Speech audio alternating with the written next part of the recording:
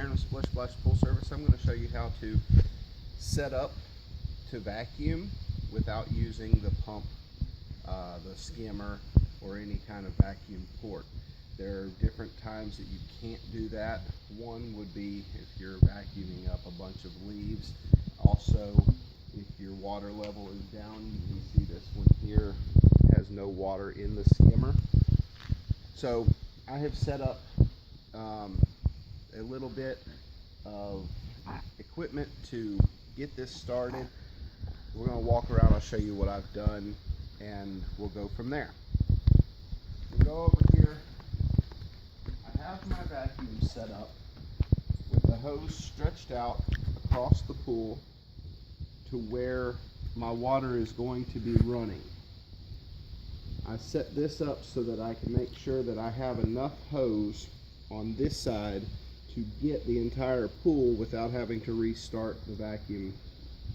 There are times where you don't have enough hose to quite reach a lower point, but as long as that end of the hose is lower than the bottom of the pool, you should be fine vacuuming using gravity in a siphon manner. Go over here.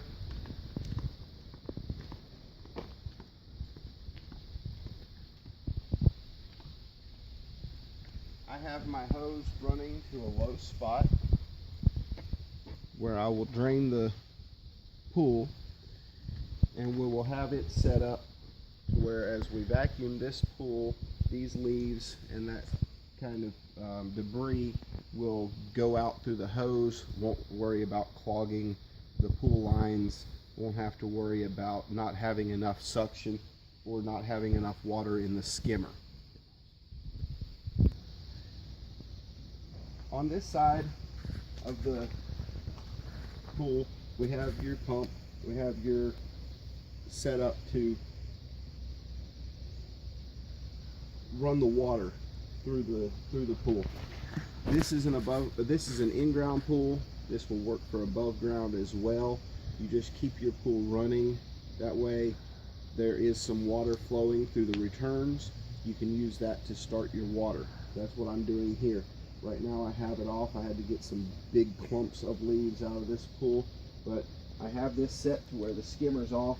It's running through the main drain, and we'll have some water flowing in the pool.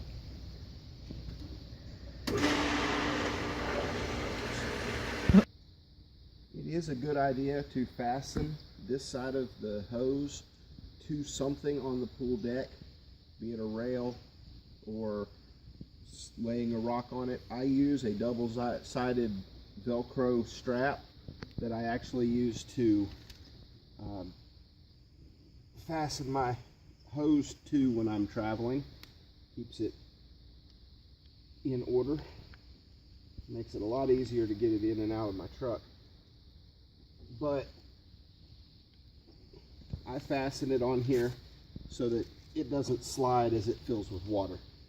That's a problem that I did have when I started doing this kind of vacuuming. My hose would just fall down the hole wherever I had it running. If we come over to where the vacuum is now,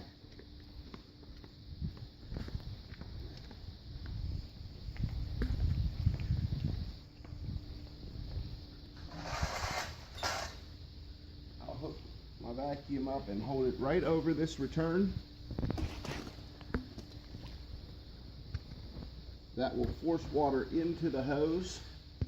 You can actually watch it move through the hose. Sometimes I have to unhook the hose from the vacuum to do it.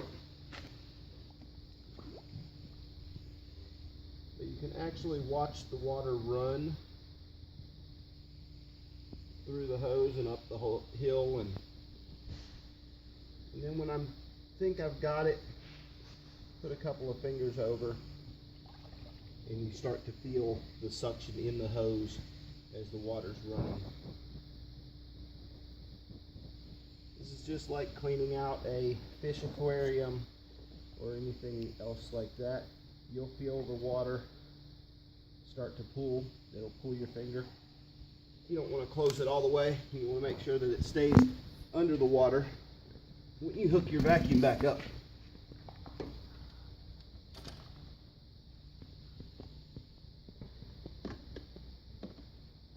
Once you have that going, the water will be running out where you have it leaching into, and you can start vacuuming. This will vacuum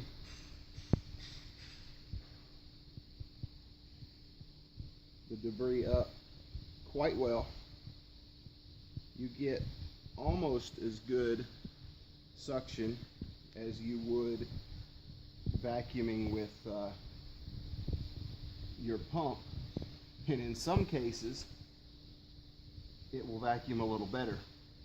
Some of your pools, the lady that I made this pool video for, having a hard time with her pool pump actually running the vacuum, this will allow it to vacuum without having to use that pump.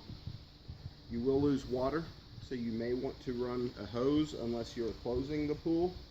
I'm closing this pool, so I'm not really worried about running more water in it. But it will vacuum up leaves, dirt, debris.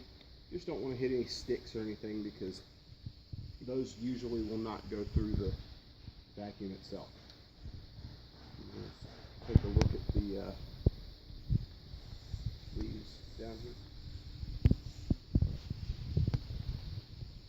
As you run over the leaves, you'll see them disappear into the vacuum.